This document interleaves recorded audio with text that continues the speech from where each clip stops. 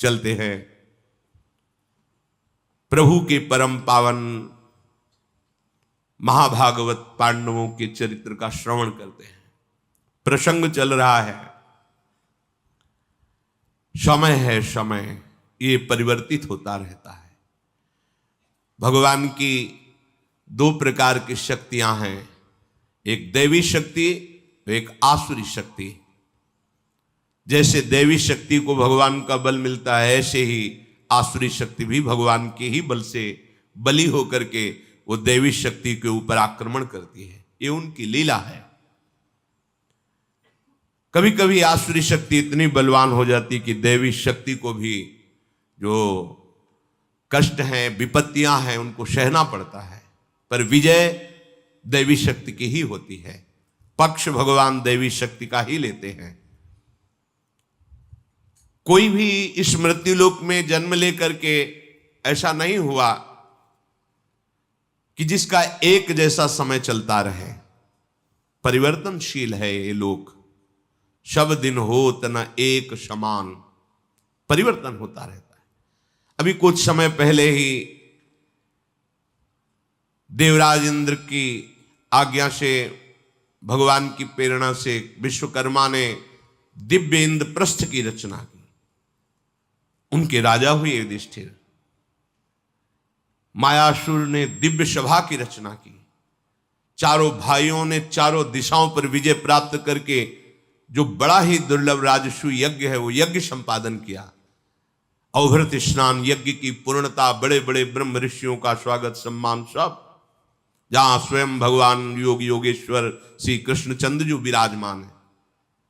देखो, एक समय ये जय ध्वनि हो रही, एक समय यह आया कि जहां कौरवों ने शकुनी को आगे करके धर्मराज युधिष्ठिर द्वित क्रीड़ा का कभी भी भाव नहीं किया। खेलने की तो बात जाने दो, पर क्षत्रिय धर्म है कि यदि ललकारा जाए तो कदम पीछे नहीं हटना चाहिए। और ये धर्म का ही अवतार है। जब सम्राट पद पर अभिषिक्त हो चुके हैं तो थोड़ा तो गर्व होना चाहिए। पर देखो, ऐसे महापुरुष बिल्कुल गर्व नहीं। धृतराष्ट्र ने बुलाया, तत्काल आ गए, जुआ खेलो। यद्यपि उन्होंने कहा है निंदनीय कर्म है, नहीं, ऐसा नहीं होना चाहिए, पर जब आप आदेश करते हो तो मैं आपके आदेश का उल्लंघन नहीं करूंगा। और धर्म है कि यदि कोई ललकारे तो पीछे नहीं हटना है। द्वित क्रीड़ा में एक ऐसा उन्माद चढ़ता है कि शायद अब की जीत जाए, शायद अब की जीत जाए। ऐसी ही प्रक्रिया में शकुनी प्रोत्साहित करता रहा युधिष्ठिर जी को। सब कुछ हार गए, यहां तक कि नकुल, सहदेव, भीम, अर्जुन और अपने आप को भी हार गए। तब शकुनी ने कहा, महाराज अब तो आपके पास कुछ नहीं बचा। एक धन है, अगर वो लगा दो तो सब वापस कर देंगे। द्रौपदी, यदि द्रौपदी को दांव में लगा दिया और तुम जीत गए तो सब वापस कर देंगे। और हार गए महाराज तो फिर द्रौपदी हमारी हुई। प्रलोभन जागृत हुआ कि शायद दांव पर लट जाए, पर वो कपटी सिद्धहस्त द्वित क्रीड़ा का पांसे उसी के पक्ष में पड़े और द्रौपदी को हार गए। दुर्योधन ने प्रातिकामी को आदेश किया, उसका निज सेवक है, जाओ द्रौपदी को बुलाओ, सभा में लाओ। प्रातिकामी से द्रौपदी ने कहा कि इस समय मैं रजस्व लाऊं, स्त्री धर्म से युक्त हूं, एक वस्त्र धारण किए हुए हूं और सभा में किसी भी तरह मैं नहीं जा सकती। पर यह सभा में पूछ के आओ कि महाराज पहले अपने को हारे हैं या मेरे को? क्या ये धर्म है अपने को पहले हारने के बाद मुझे दांव में लगाने का उनका धर्म बनता है? प्रातिकामी गया, कोई भी उत्तर सभासदों ने नहीं दिया। दुर्योधन ने फटकारा उसे।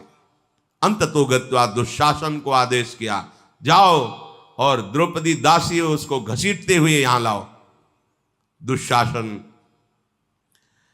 द्रौपदी के परम पवित्र केश जो अवभृत स्नान से पवित्र हुए हैं, ब्रह्म ऋषियों के मंत्र द्वारा जिनका राजसूय यज्ञ में अभिषेक हुआ है, ऐसी महारानी द्रौपदी को बाल पकड़ के घसीट के लाने की चेष्टा की।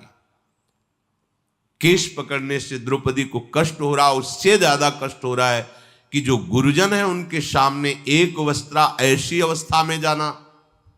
बार बार वो निवेदन कर रहे हैं, दुशासन तू समझ, मैं कोई और नहीं हूं, तू मेरे ही परिकर का, मेरे ही परिवार का है, ऐसा तुझे नहीं करना चाहिए, तेरी दृष्टि मेरे प्रति पूज्य होनी चाहिए।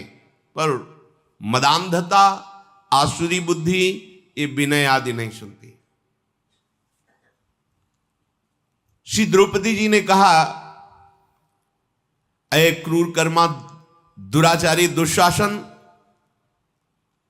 तू इस तरह मुझे मत खींच, नहीं तो इंद्र आदि देवता भी मिलकर तुझे नहीं बचा सकते।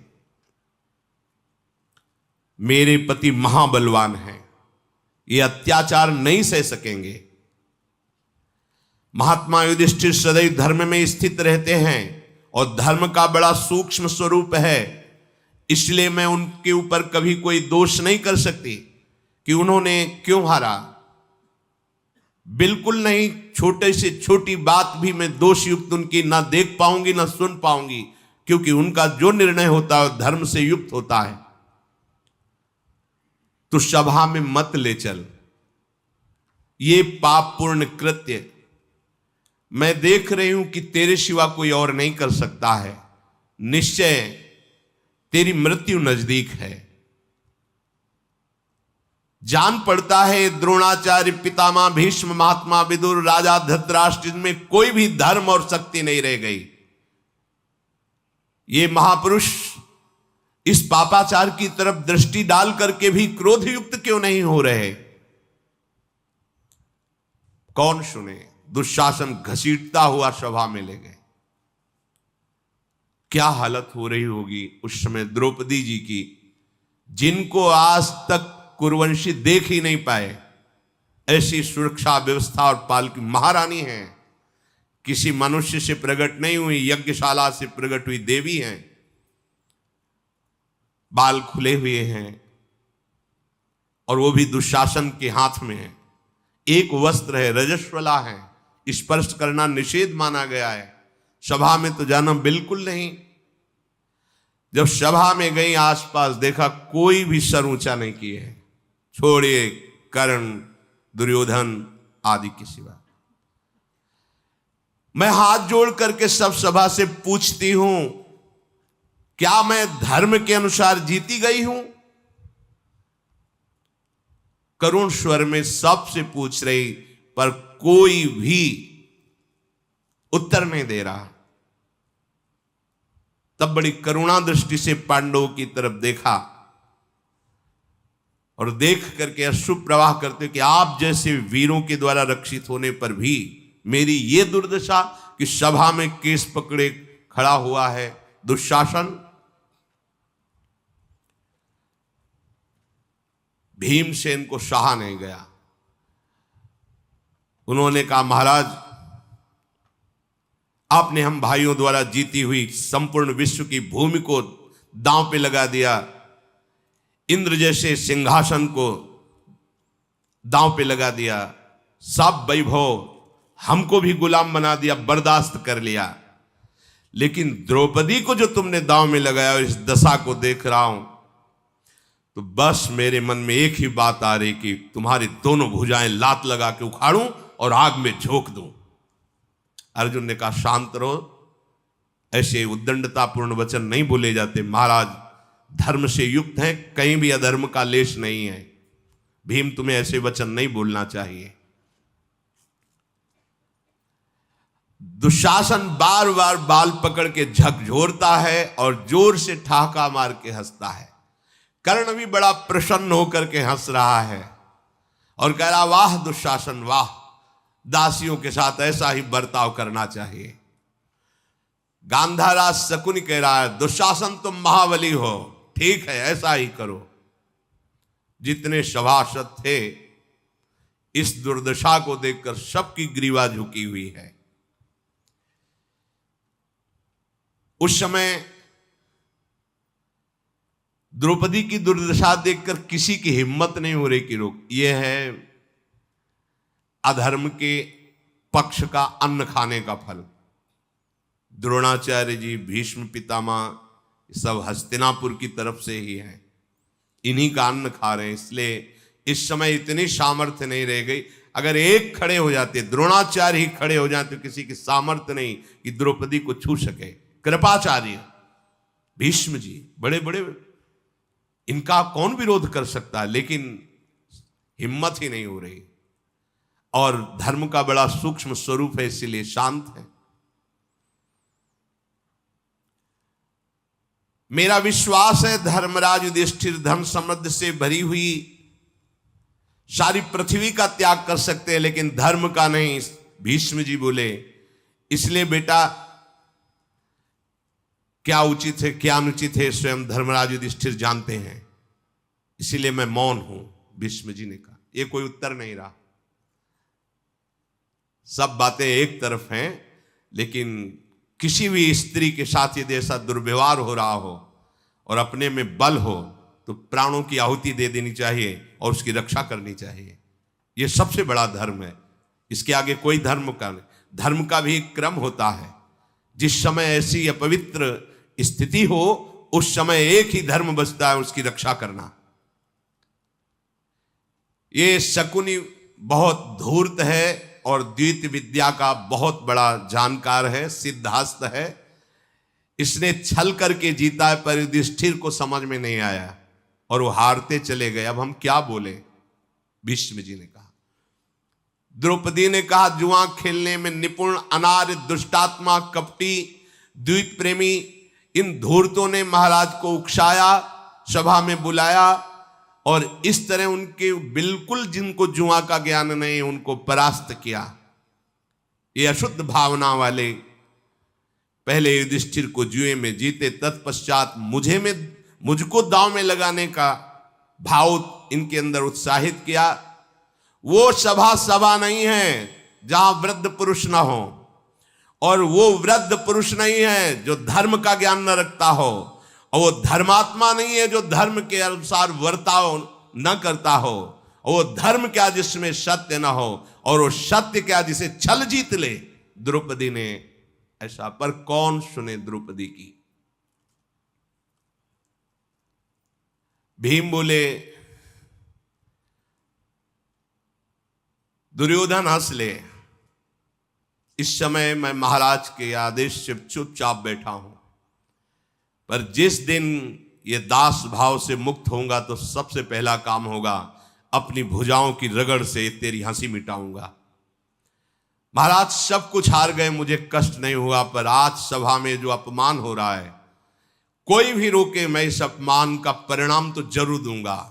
चाहे कोई देवता भी हो, यदि मैं आवेश में आ जाऊं तो वो जीत नहीं सकता है। फिर तुम क्या हो? ये पांडवों को पति रूप में प्राप्त करने वाली कृष्णा अपमान के योग्य नहीं है। ये श्री कृष्ण की सखी है। इसका ऐसा अपमान पूरे विश्व का विनाश करेगा। द्रौपदी की दुर्दशा देख करके मैं इतना क्रोधित हो रहा हूं कि बार बार मुझे लगता है, सहदेव तुम आग लाओ और इन युधिष्ठिर की भुजाओं को मैं अभी जलाता हूं। अर्जुन खड़े हो गए और उनका आपको फिर प्रार्थना करता हूं, महाराज का कोई दोष नहीं है, आप ऐसे अशुद्ध शब्द मत बोलो।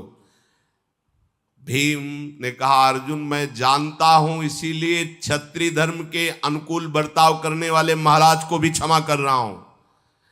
नहीं, जैसे प्रज्वलित अग्नि अपने स्वरूप में आ जाती, अब तक मैं अपने स्वरूप में आ गया होता। पांडवों को दुखी देख करके दुशासन और आनंदित हुआ और द्रौपदी को घसीट रहा है। तो महाराज धृतराष्ट्र के 100 पुत्रों में एक विकर्ण नाम का पुत्र भी है। वो खड़ा हो गया और कहा, भूमि पालो द्रोणाचार्य भीष्म जी, अब क्या तुम में सामर्थ्य नहीं रही कि इसका उत्तर दे दो? द्रौपदी पूछ रही है कि क्या मैं हारी गई हूं? अगर आप सभा में सब बैठे हुए इसका उत्तर नहीं देते तो सबको दंड मिलेगा, सबको महान कष्ट भोगना पड़ेगा। भीष्म, धृतराष्ट्र, कुरुवंश के सब वृद्धजन सुन लो, विदुर जी सब सुन लो, यदि तुमने द्रौपदी का उत्तर नहीं दिया तो सबको महान कष्ट प्राप्त होगा। यह मैं सत्य वचन कहता हूं। आपके उत्तर की केवल आवश्यकता नहीं, द्रौपदी समर्थ है अपने बचाव के लिए, पक्का। द्रौपदी चाहे तो सभा को भस्म कर सकती है। विकर्ण ने जब सभासदों से बार बार ये बात कही तो कोई भी कुछ नहीं बोला। बार बार आग्रह करने पर जब कोई कुछ नहीं बोला तो विकर्ण हाथ मलता हुआ, लंबी सांस खींचता हुआ कहा कि द्रौपदी के प्रश्न का ना उत्तर देने वाले समस्त सभासदों, तुम सबको मृत्युदंड प्राप्त होगा। देख लेना, ये धृतराष्ट्र के ही पुत्र हैं। मैं सत्य को साक्षी करके कहता हूं, इस सभा में जो भी द्रौपदी का उपहास कर रहे सब मृत्युदंड को प्राप्त होंगे। ये पांडुनंदन युधिष्ठिर को जो छल पूर्वक हराया गया है, ये द्रौपदी को दांव पे लगा करके जो जीता गया है, इसका परिणाम केवल मृत्यु है, केवल सर्वनाश है। कर्ण ने क्रोध में भर करके कहा है, तू घर का है या बैरी है? अपने भाइयों के प्रति ऐसा साप दे रहा है। ठीक कर रहा है दुर्योधन और दुशासन। कर्ण ने विकर्ण को डांट लगाई। विकर्ण है धृतराष्ट्र का पुत्र। ए धृतराष्ट्र कुमार, तुम द्रौपदी को क्या जीती हुई नहीं मानते? सभा में जब युधिष्ठिर दांव पे लगा रहे थे तब क्यों नहीं रोका भीम ने कि मेरी भी पत्नी है? अर्जुन ने क्यों नहीं रोका? मौन रहना तो मौन स्वीकार का लक्षण होता है। अर्थात पांचों ने मिलकर के द्रौपदी को हारा है।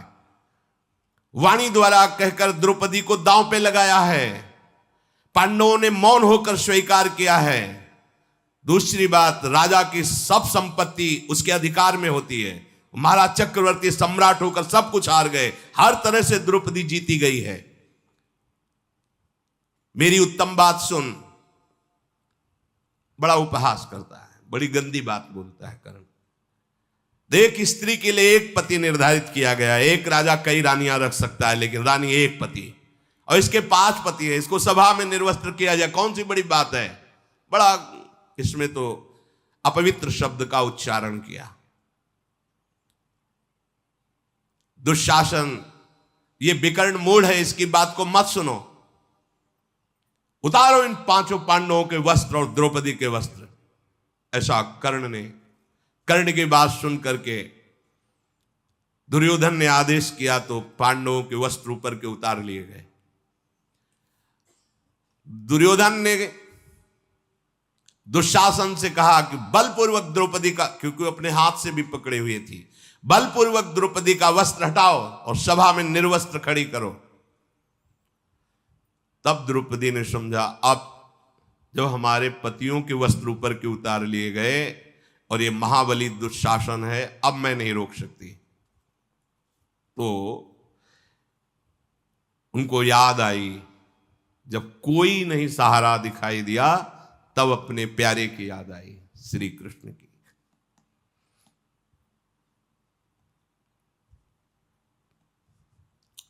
जीव की यही दुर्दशा है, वो पहले भगवान को याद नहीं करता। जिसको अपना बल माने हुए उसको देखता है। जब पता चलता है कि कोई भी बल उसका सहयोग नहीं करता, तब उसको भगवान की याद आती है। इतना सब कुछ इसीलिए हुआ। अगर कहीं भी उनको सबसे पहले अन्य आश्रय छोड़कर प्रभु को पुकारती तो मुझे लगता है महल से ही उनको यहां नहीं आना होता। पर ये सब भगवत पार्षद हैं, ये करुणा करके दिखाते हैं हमारी जीव दशा को कि हम ऐसे ही हैं। हमें धन का बल होता है, भुजाओं का बल होता है, व्यक्तियों का बल होता है, पद का बल होता है। जब सब बल निर्बल हो जाता है तब सुनेरी मैंने निर्बल के बल राम। द्रौपदी ने हाथ से छोड़ दिया वस्त्र और ऐसे हाथ किया, गोविंदेति समाभाष्य कृष्णेति च पुनः पुनः गोविंद गोविंद कृष्ण कृष्ण। मनसः चिंतयामास देवं नारायणं प्रभुं आपत्स्वभयदं कृष्णं लोकानां प्रपितामहम्। हे गोविंद द्वारिकावासिन् कृष्ण गोपी जनप्रिय, कौरवैः परिभूतां मां किं न जानासि केशव। हे नाथ हे रमानाथ ब्रजनाथार्तिनाशनम्, कौर्णवार्णो मग्नां मामुद्धरस्व जनार्दन। कृष्ण कृष्ण महायोगिन् विश्वात्मन् विश्वभावन, प्रपन्नां पाहि गोविंद कुरु मध्ये वसीदति। हे कृष्ण हे गोविंद, हे द्वारिकावासिन, हे प्रभु, हे गोपीजनों के प्राण वल्लभ, क्या आप नहीं जान रहे इस समय मेरी क्या दशा है? हे नाथ हे रमानाथ हे ब्रजनाथ हे जनार्दन, इस कौरव रूप सभा में मुझे निर्वस्त्र किया जा रहा है, मैं डूब रही हूं, मेरी रक्षा कीजिए। हे सच्चिदानंद स्वरूप श्री कृष्ण, हे महायोगिन, हे विश्व भावन गोविंद, आप मेरी रक्षा करो, मैं आपकी शरण में हूं। तीनों लोकों के स्वामी श्याम सुंदर, हे श्री कृष्ण, आप पधारिए, मेरी रक्षा कीजिए। शांत सब छोड़ दे। याज्ञसेन्यावचः श्रुत्वा कृष्णो गह्वरितो भवत्, त्यक्त्वा शय्यासनं पदभ्यां कृपालुः कृपयाभ्यगात्। कृष्णं च विष्णुं च हरिं नरं च त्राणाय विक्रोशति याज्ञसेनी। ततस्तु धर्मोऽन्तरितो महात्मा, समावृणोद्वै विविधैः सुवस्त्रैः। जे भी द्रौपदी जी हे कृष्ण हे गोविंद हे नाथ ऐसा पुकार रहे, भगवान दौड़े, पर सोचा विलंब हो जाएगा, इसलिए अंतर ध्यान होकर द्रौपदी के वस्त्र बन गए। भगवान का चीर अवतार हो गया, वस्त्रावतार हो गया। दुशासन खींचता जा रहा है और नवीन नवीन वस्त्र यहां से पल्लू नहीं हटा पाया। अनेक रंगों के वस्त्र प्रकट हो गए, अंबार लग गया वस्त्रों का। 10,000 हाथियों का बल रखने वाला दुशासन खींचते खींचते थक करके गिर गया। पूरी सभा में हाहाकार मच गया। द्रौपदी आंख मूंदे शांत भाव से खड़ी है। दुशासन थकित होकर के बैठ गया। भीमसेन खड़े हुए, उन्होंने कहा, समस्त सभासदों, मेरी बात पर ध्यान दो। आज के पहले किसी ने ऐसी बात नहीं कही होगी। ये खोटी बुद्धि वाला दुशासन जैसे द्रौपदी के वस्त्र को बलपूर्वक खींच रहा था, ऐसे ही मैं बलपूर्वक इसको घसीट करके सबके बीच में महायुद्ध में पटकूंगा, इसकी छाती फाड़ूंगा और रक्त पीऊंगा। ये मैं आप प्रतिज्ञा लेता हूं। अगर मेरी ये प्रतिज्ञा झूठ हो तो मुझे कभी सदगति प्राप्त न हो। इसको पटक कर मारूंगा, अपने हाथों से इसकी छाती फाड़ूंगा और इसका खून पीऊंगा। सब कांप गए। दुशासन शक्तिहीन चुपचाप लज्जित होकर बैठा हुआ है, वस्त्रों का अंबार लगा हुआ है। सब और धिक्कार है दुशासन को, दुर्योधन को, कर्ण को। ऐसी बातें होने लगी। गांधारी जी ने जब सुना, कांप गई कि द्रौपदी सती है, देवी है, अगर उसने ठान लिया तो निश्चित सर्वविनाश हो जाएगा।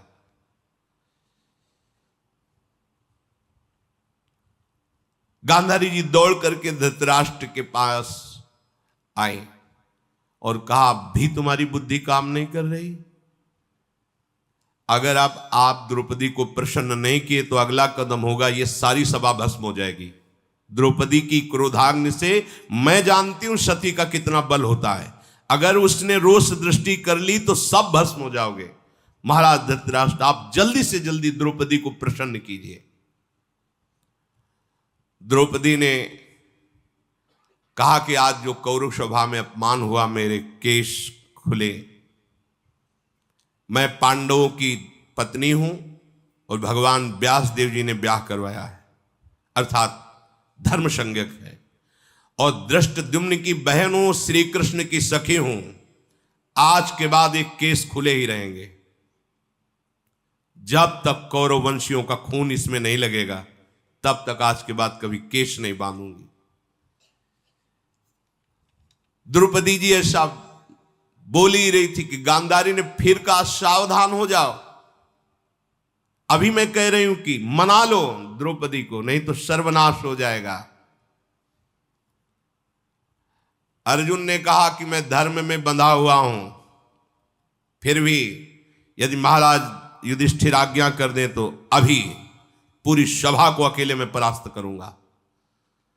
पर मैं प्रण लेता हूं, कर्ण, तुमने गलत शब्द उच्चारण किया द्रौपदी के प्रति, अब तुम्हें कोई बचा नहीं सकता। मेरे बाणों द्वारा तुम्हारी वही जबान काट करके मैं गिराऊंगा। प्रतिज्ञा करता हूं, मुझे कभी पुण्य लोक प्राप्त ना हो यदि मेरे द्वारा कर्ण का वध ना हो। मैं कर्ण तुम्हें मारूंगा।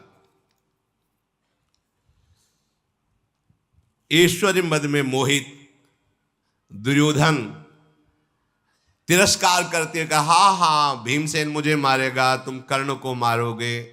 अभी तो देखो सर उठाने की हिम्मत नहीं, तुम हमारे दास हो। क्रोध से वो आविष्ट हो रहे हैं।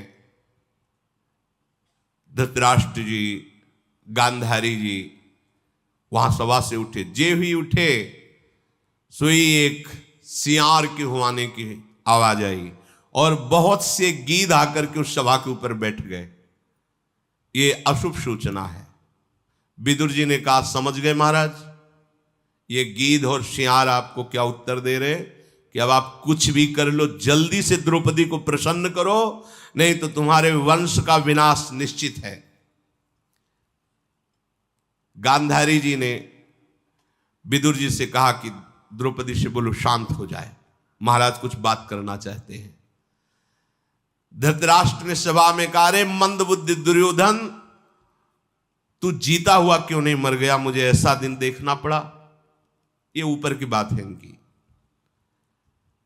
पांडव भी तो मेरे पुत्र हैं, पाप पूर्ण बर्ताव करने में तेरे को शर्म नहीं आ रही? अब तू अपने बंधु बांधवों को बचा ले, ये दुष्टता बंद कर। धृतराष्ट्र ने कहा, बेटी बेटी मुझे क्षमा कर दो, तुम मेरी पुत्र वधुओं में सर्वश्रेष्ठ हो, धर्मपरायणा हो, सती हो, मैं तुम्हें वरदान देने के लिए तैयार हूं, तुम मुझसे एक वरदान मांगो। द्रौपदी ने कहा, यदि वर देना चाहते हो तो मेरे धर्माचरण करने वाले प्राणपति महाराज धर्मराज युधिष्ठिर को दास भाव से मुक्त कीजिए।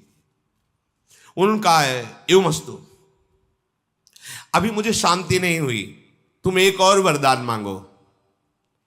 तो फिर मैं दूसरा वरदान मांगती हूं, भीमसेन, अर्जुन, नकुल, सहदेव अपने अस्त्र शस्त्र और रथ के सहित स्वतंत्र कर दिए जाएं, तथास्तु। फिर तुम एक वरदान और मांगो। तो उनका, बस मुझे तीसरा मांगने की जरूरत नहीं, इतने में ही सब हो जाएगा। मेरे पति दास भाव से मुक्त ही, उनको अस्त्र मिल गए, उनकी भुजाओं में इतनी ताकत है कि मुझे किसी और वरदान की जरूरत नहीं है। कांप गए धृतराष्ट्र जी और उन्होंने कहा कि तुम मांगो या ना मांगो, जितना कुछ जीता गया सब वापस कर दो, कुछ नहीं कुछ नहीं कुछ नहीं, सब तुम्हारा। इंद्रप्रस्थ तुम। घबरा गए धृतराष्ट्र की, अब तो सर्वनाश ही हो जाएगा। हम आपको मुक्त करते हैं, जो कुछ भी सब तुम्हारा वापस, और तुम तुरंत जाओ इंद्रप्रस्थ के सिंहासन पर विराजमान हो। धृतराष्ट्र जी के ऐसे वचन सुनकर युधिष्ठिर जी ने हाथ जोड़ा और चरण छुआ और कहा, ऐसी ही आशा थी कि आप परिवार में फूट नहीं होने देंगे, आप पिता हैं। उन्होंने कहा कि बेटा, मैं जानता हूं कि तुम धर्मात्मा हो, क्षमा करना। ये दुष्टता की बातें जो शकुनी, कर्ण और दुर्योधन, दुशासन के द्वारा हुई, मैं बहुत लज्जित हूं। जाओ जाओ, तुम अपनी राजधानी को जाओ। एक भी बात अब तुम ऐसी मत सोचना, यही सोचना कोई गलत स्वप्न था, निकल गया, जाओ तुम। कांप रहे हैं धृतराष्ट्र जी। युधिष्ठिर जी ने कहा कि हमारी तो वृत्ति ही है अपने बुजुर्गों की उपासना करना, मैं कभी बुरा नहीं मानूंगा, और मेरी आज्ञा में रहने वाले भाई कभी आपका बुरा नहीं करेंगे, बस आप आज्ञा दीजिए। भारत, तुम शांत रहना, धृतराष्ट्र ने कहा, और सब भूल जाओ, जाओ। युधिष्ठिर जी जैसे आए थे वैसे ही इंद्रप्रस्थ के लिए जा रहे, अभी आधे रास्ते पे ही पहुंचे होंगे। दुर्योधन, शकुनी, दुशासन, कर्ण, इन्होंने कहा सब बिगाड़ दिया धृतराष्ट्र जी ने। जो हमने सब एकत्रित किया था और सब वापस कर, अब क्या होगा? दुशासन ने कहा कि महारथियों, तुम चाहे जितना प्रयास कर लो, भीम हमारा सीना फाड़ के खून पिएगा, उसका संकल्प नहीं टल सकता यदि छोड़ दिया गया तो। कर्ण ने कहा मार तो सकते नहीं, क्योंकि अस्त्र उनके पास पहुंच गए हैं, सब वैभव उनका हो गया है। अब तो बस हमें यही लगता है कि युद्ध होगा और सर्वनाश होगा।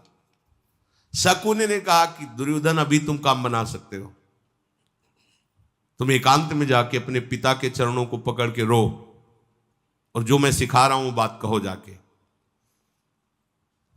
धृतराष्ट्र के समीप गए, दुर्योधन पैर पकड़ लिए, पिताजी मुझे बहुत भय लग रहा है। क्यों? क्योंकि अर्जुन गांडीव पा चुका है, और वो वीर जब अपने स्वरूप में द्रौपदी का चिंतन करेगा कि ऐसा अपमान किया गया, तो हम भाइयों को बिल्कुल इंद्रप्रस्थ से ही वहीं से नष्ट कर देगा। यहां हस्तिनापुर दिव्यास्त्रों का ज्ञाता है, बिल्कुल बिल्कुल मैं नहीं बच पाऊंगा, मैं बहुत भयभीत हूं, आप हमारी रक्षा कीजिए। अच्छा बेटा, तो क्या कर सकते हैं अब? मामा ने कहा है एक बार केवल वापस बुला लीजिए, अब की बड़ा जुआ नहीं होगा, एक दांव होगा, और उस दांव में 12 वर्ष का वनवास, 1 वर्ष का अज्ञातवास। यदि वो जीते तो हम जाएंगे, और हम जीते तो वो जाएंगे, अगर वो चले गए तो हम 12 वर्ष में इतनी व्यवस्था कर लेंगे, इतने मित्र बना लेंगे कि पांडवों से लड़ सकते हैं। महाराज मुझे बचा लो।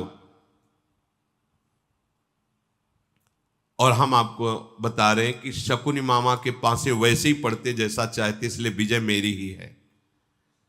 आप उनको बुलाओ। और 13वां वर्ष अज्ञात वर्ष का तो पूर्ण ही नहीं कर सकते, क्योंकि इतने महाबली कहां छुपेंगे, और हमारे गुप्तचर पूरे विश्व में लगे रहेंगे, तो ये सदैव वनवास ही में रहेंगे। इसलिए आप बुला लीजिए, हम लोगों की रक्षा कीजिए।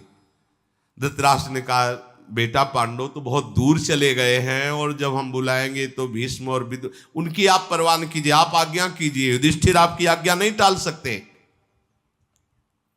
द्रोणाचार्य, सोमदत्त, वाली, कृपाचार्य, विदुर, अश्वस्थामा, पराक्रमी, युत्स, भूरिश्रवा, भीष्म, विकर्ण, जब इन सबको सुनने को मिला तो तुरंत आए, और धृतराष्ट्र का महाराज फिर गलती करने जा रहे हो? तो उनका मैं अर्थ अनर्थ कुछ नहीं देखता, अपने पुत्र की शांति चाहता हूं, इसलिए मेरी आज्ञा का तत्काल पालन किया जाए। गांधारी बोली महाराज आपकी बुद्धि को क्या हो गया है? आप अपने इस दोष से पूरे कुल का नाश क्यों करना चाहते हैं? धृतराष्ट्र ने कहा मैं इस समय किसी और पर दृष्टि नहीं रख रहा हूं, केवल दुर्योधन पर रख रहा हूं, मुझे उसकी रक्षा करनी है। यह होता है भगवान का विधान। चाहे जितनी दूर चले गए हो महाराज, आपका आज्ञा पाते ही धर्मराज वापस आ जाएंगे।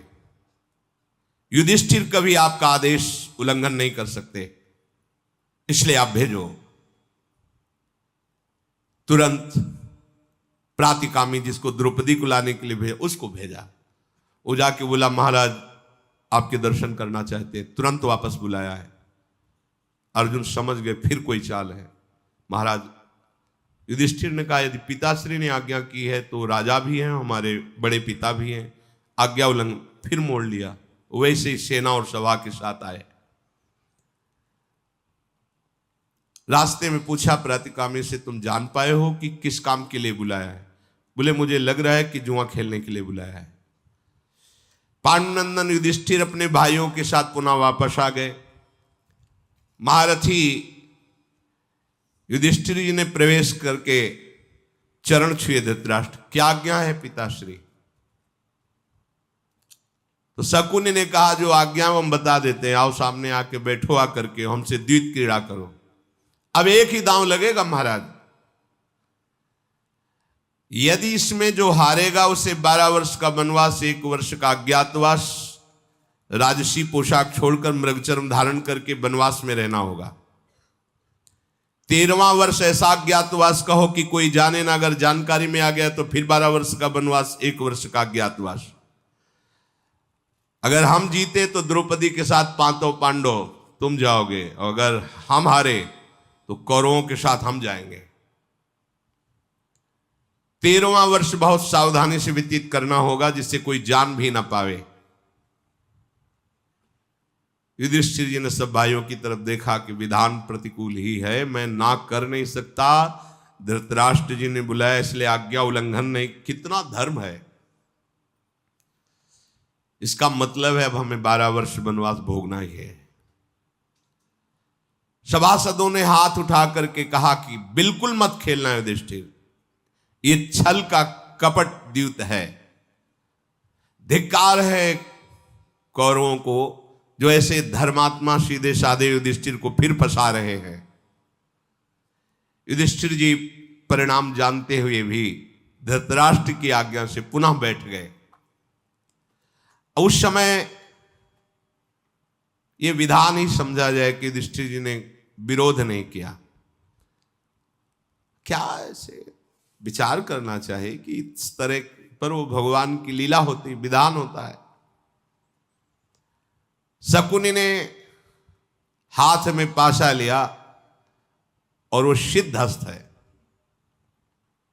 तो महाराज तैयार हो? युधिष्ठिर जी ने कहा हां। बस जे ही चला तो दांव उसी के पक्ष।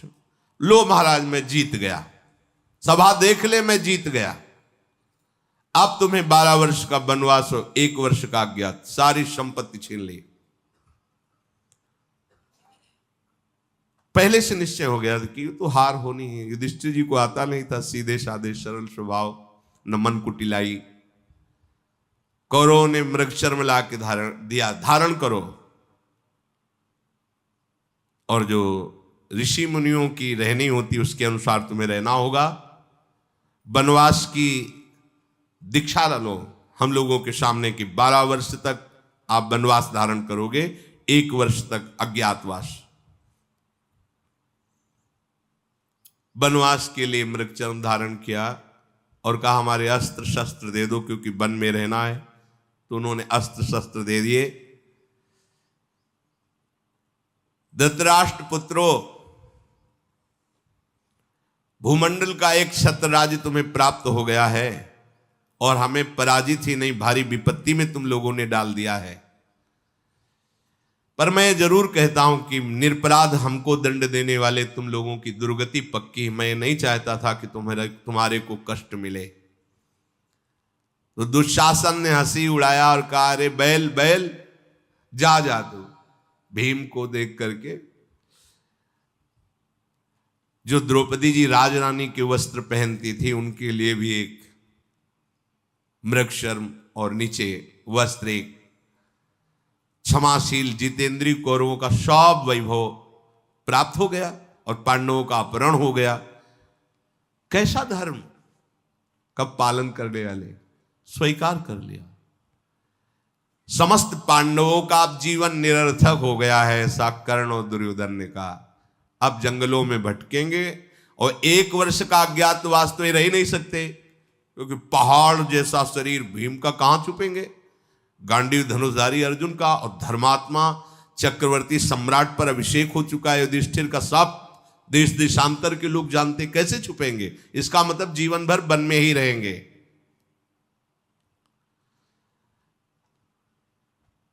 कर्ण ने, दुर्योधन ने कहा कि हाँ, कुल भीलों से भी गिरे हुए अब तुम लगते हो, तुमसे अच्छे कुल भील लगते हैं। कितना अपमान! देखो धर्म पे चलना कितना कठिन है। भीमसेन ने कहा, रे निर्लज्जो, कर लो बात जो करनी है तुम्हें, चाहे जितनी हंसी उड़ा लो। तो कौरवों के पुत्र नाचते हुए उनके आसपास ताली बजा के, और भीम से कहने लगे, ऐ बैल, अब तू कुछ बिगाड़ सकता है मेरा?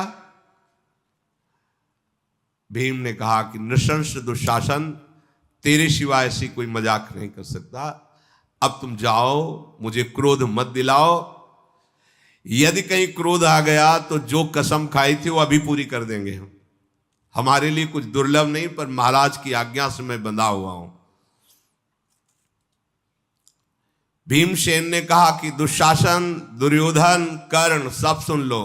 तिरछे होके कहा, 12 वर्ष मेरे लिए वनवास रहना कोई बड़ी बात नहीं, क्योंकि मैं वन में ही पैदा हुआ हूं और वन में ही पला पोषा हूं। ये तुम्हारे लिए कोई कठिन बात होगी, मैं तो ऋषियों के बीच में ही रहा हूं। 12 वर्ष यूं काट के आया, पर 14वें वर्ष के लिए तुम तैयार रहो कि तुम्हारी दुर्दशा पक्की। मैं दुर्योधन का निश्चित वध करूंगा, अर्जुन कर्ण का संहार करेंगे, सहदेव शकुनि को पक्का मारेंगे। ये लिख लो आप लोग।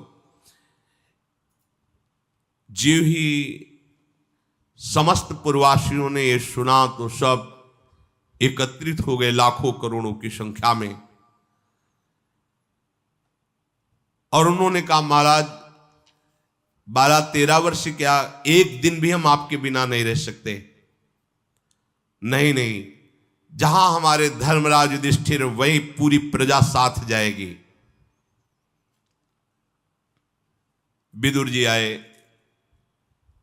और कहा, देखो कुंती को हम अपने पास ले जाना चाहते हैं, क्योंकि बहुत वृद्ध हो गई हैं और महल में रहना यहां ठीक नहीं है।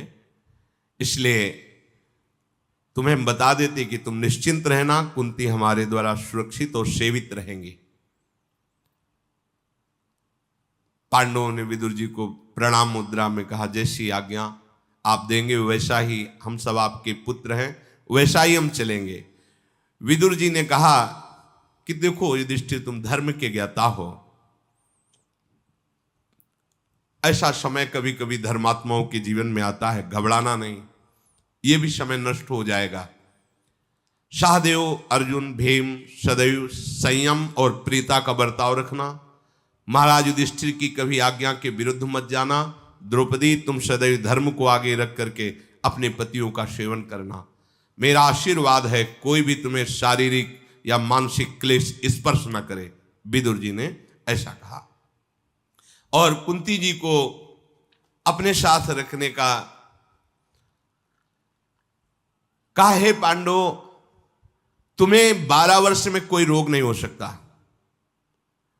कोई भी बलपूर्वक तुम्हें परास्त नहीं कर सकता।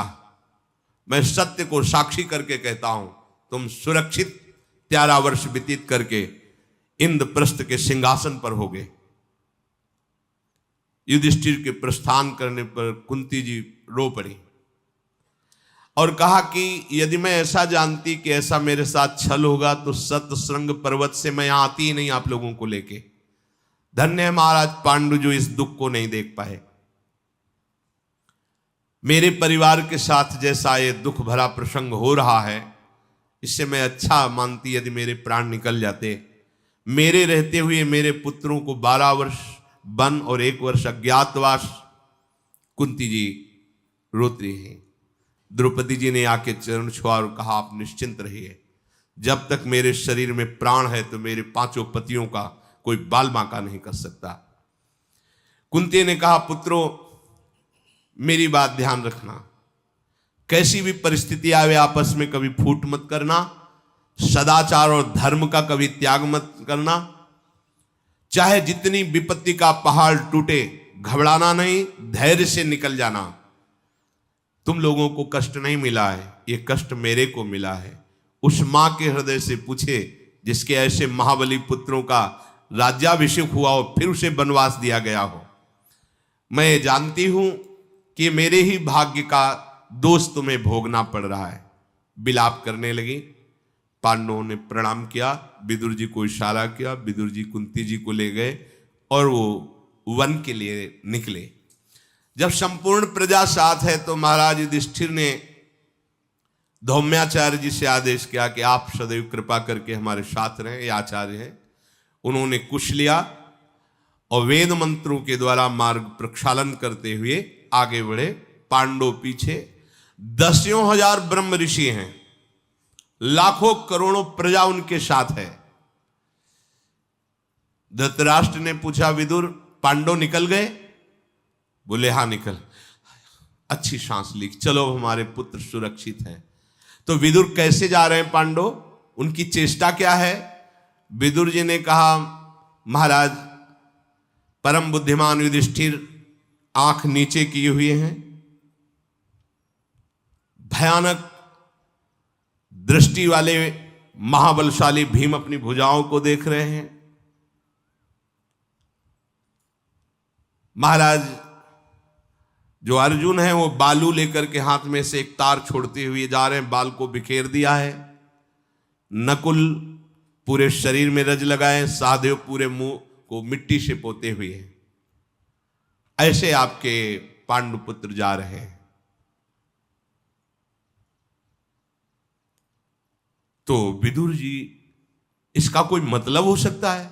हां महाराज, ये चेष्टाओं का मतलब है। महाराज युधिष्ठिर नेत्र अपने इसलिए किए हैं कि उनके अंदर बहुत क्रोधाग्नि और धर्मात्मा और तपस्वी सत्य प्रतिज्ञ है। वो डर रहे हैं कि कहीं किसी पर हमारी दृष्टि न पड़ जाए, नहीं तो भस्म हो जाएगा, इसलिए वो अपनी आंखें नीचे की हुई जा रहे हैं। और भीमसेन जो चल रहे हैं वो मानो ये बता रहे हैं कि मेरी भुजाओं में इतना बल है कि लौट करके एक भी कौरव को मैं छोड़ूंगा नहीं। और अर्जुन जो बालू बिखेरते हुए जा रहे हैं कि मैं ऐसा बाण संचालन करूंगा जैसे बालू का तार नहीं टूट रहा है, ऐसे बाणों की वर्षा करके तुम्हारे पक्ष में भी जो होंगे उनका सर्वनाश कर दूंगा। सहदेव अपने मुंह में मिट्टी पोत कर इसलिए जा रहे हैं कि कौरव वंशियों, तुम समझ रहे हो कि मैं बहुत उन्नति को प्राप्त हो रहा हूं, तुम्हारे मुंह पर धूल पड़ेगी, संपूर्ण लोग तुम्हारी निंदा करेंगे। और नकुल इतने सुंदर हैं, उन्होंने अपने शरीर पर पूरे धूल इसलिए लगा रखी कि कोई मेरे पर आकर्षण न कर पावे, ऐसा। और द्रौपदी ने एक वस्त्र धारण करके बाल बिखेर लिए हैं, क्योंकि उनका व्रत है कि जब तक उनके बाल रक्त से युक्त दुशासन के नहीं होंगे तब तक वो बंधेंगे नहीं।